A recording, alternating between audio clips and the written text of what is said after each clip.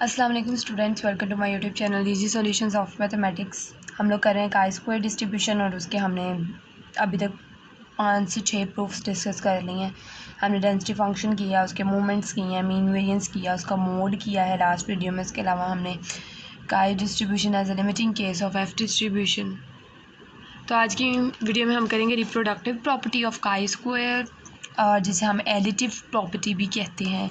और ये बहुत ज़्यादा इंपॉर्टेंट प्रॉपर्टी है काई स्क्वायर डिस्ट्रीब्यूशन की, और ये पेपर में भी आई हुई है, बहुत ज़्यादा पूछी गई है। ये आपको reproductive property of chi square या additive property of chi square आ सकती है, या इस तरह से आपको स्टेटमेंट लिखी आ सकती है। एन यहाँ पे डिग्री ऑफ फ्रीडम है, N1 and N2 are degree of freedom. Sometimes वो डिग्री ऑफ फ्रीडम चेंज भी कर सकते हैं, आपको वी दे सकते हैं, आपको कोई और कोई भी वैल्यू वो बता देंगे कि ये हमने as a degree of freedom use करनी है, तो वो आप यहाँ पे चेंज करें, बाकी सारा प्रूफ यही रहेगा। अगर वो वेरिएबल्स भी चेंज कर दें तब भी कोई मसला नहीं है, हम एक्स वाई से करें, अगर वो कोई और दे दें आपको तब भी आप सिर्फ सिंपली उसे रिप्लेस कर लेंगे। तो ये आपको सिर्फ इस नाम से आएगी कि reproductive property of chi square define करें या स्टेट एंड प्रूफ करें और एडिटिव प्रॉपर्टी करें। तो आप उसमें स्टेटमेंट ये लिखेंगे और प्रूफ ये करेंगे। अगर आपको स्टेटमेंट आ गया तो उस स्टेटमेंट के अकॉर्डिंग आप उसका प्रूफ करेंगे। अच्छा जी, इसके अंदर है if x and y are two independent random variable such that x, अगर हमारा कोई काई स्क्वायर, तो उसके अंदर कोई एक्स वेरिएबल है, वो काई स्क्वायर है जिसमें डिग्री ऑफ फ्रीडम N1 है, वो दोनों बराबर हैं, इक्वल हैं।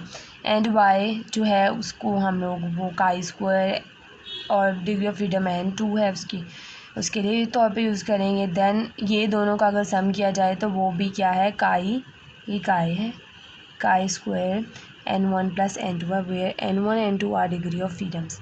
ये साइन ऑफ इक्विवेलेंस होता है, मतलब इक्वली इम्पोर्टेंट होता है, ये दोनों बराबर समझ लें आम लफ्ज़ों में, ये पढ़ा ही होगा आपने।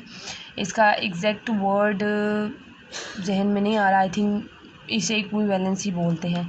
इसे हम रिप्लेस करने के लिए भी, जब हम किसी चीज़ को किसी से रिप्लेस करते हैं ना, तब भी हम ये वाला साइन यूज़ करते हैं। इसका मतलब ये दोनों इक्वली इम्पोर्टेंट है और ये दोनों एक ही चीज़ है, ये भी और ये दोनों भी एक ही चीज़ है। अच्छा, डिफ़ाइन हम करेंगे W is equal to x plus y, then MGF यानी moment generating function of W can be defined as, हमने काई स्क्वायर डिस्ट्रीब्यूशन का मोमेंट जनरेटिंग फंक्शन भी पढ़ लिया हुआ है, वो क्या होता है वो भी हमें पता है।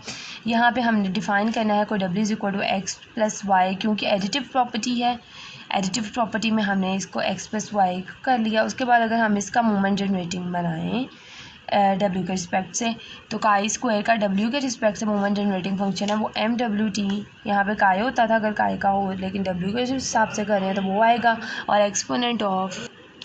नेक्स्ट हमने क्या करना है, हमने W की जगह पे उसकी वैल्यू पुट कर देनी है।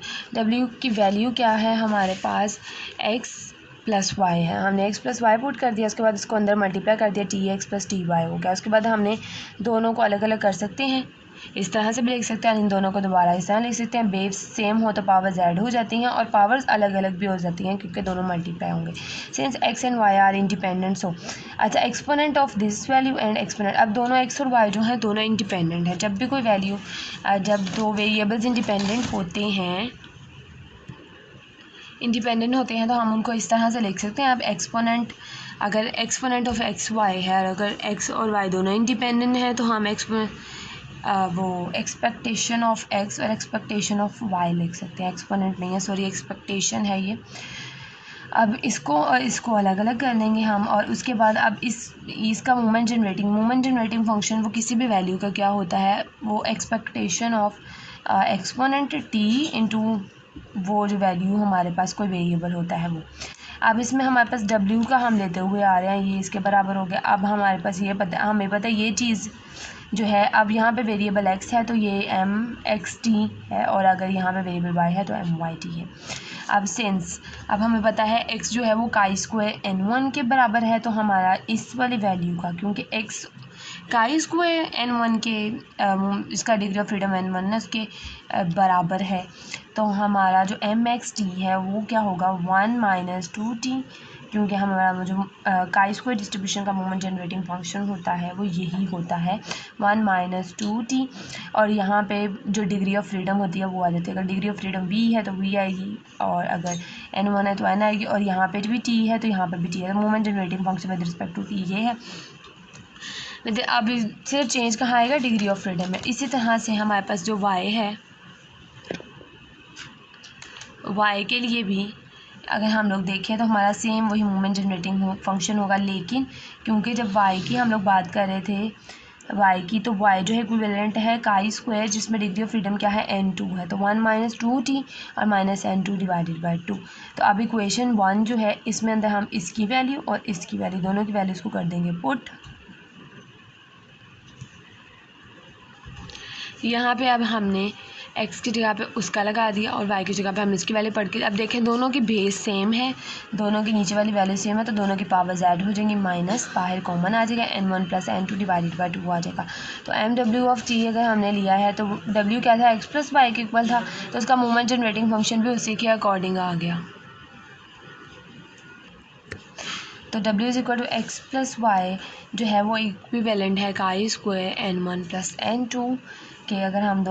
अगर हमारे पास कोई दो अलग अलग वेरिएबल्स हैं और दोनों काई स्क्वायर के रिस्पेक्ट से बराबर हैं, दोनों काई स्क्वायर के बराबर है और डिग्री ऑफ फ्रीडम एक n1 है एक n2 है, तो उनको सॉल्व करके हम किसके इक्वल, तो अगर हम उन दोनों को ऐड करें तो वो किसके इक्वल होंगे, chi square n1 plus n2 के।